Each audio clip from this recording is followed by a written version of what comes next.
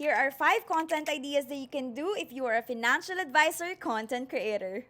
In this If I Run Your Page series, I'll be sharing content ideas based on your niche or what type of content creator you are. So let's start with financial advisors. If you're a financial advisor, I suggest experimenting with POV humor content. Examples are POV, financial red flags in dating. Or POV, you thought you're going on a date but your date wants to sell you insurance.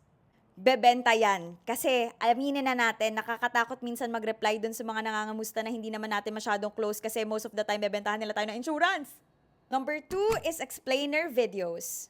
Explain mo ano yung difference ng assets versus liability, insurance versus investments, something like that.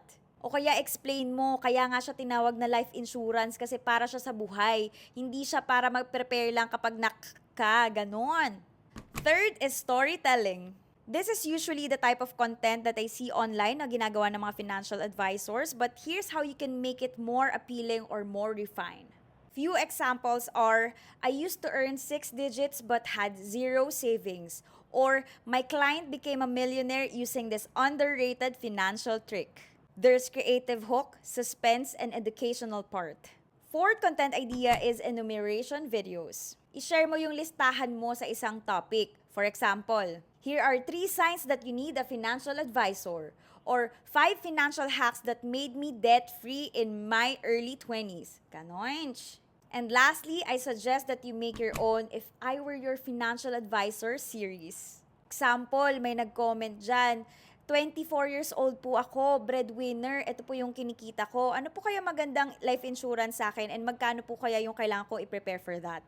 Ang gawin mo, replyan mo yon with the video na if I were your financial advisor, sabihin mo yung professional advice mo, yung benefits sa kanya, and yung kailangan niyang prepare financially for that. I got myself insured kasi when I was 20 years old and ako yung mismong lumapit sa financial advisor kasi gusto ko yung way of promotion niya. Hindi kasi ako fan ng misleading strategy na kung ano-ano pa yung sasabihin mo sa chat o kaya papag-join mo ko sa Zoom na sasabihin mong survey lang, yun pala bebentahan mo ko ng insurance. I'm not a fan of that. So, if you want to stand out as a financial advisor, I highly suggest that you focus on helping Filipinos improve their financial literacy instead of misleading or scaring them into getting life insurance from you.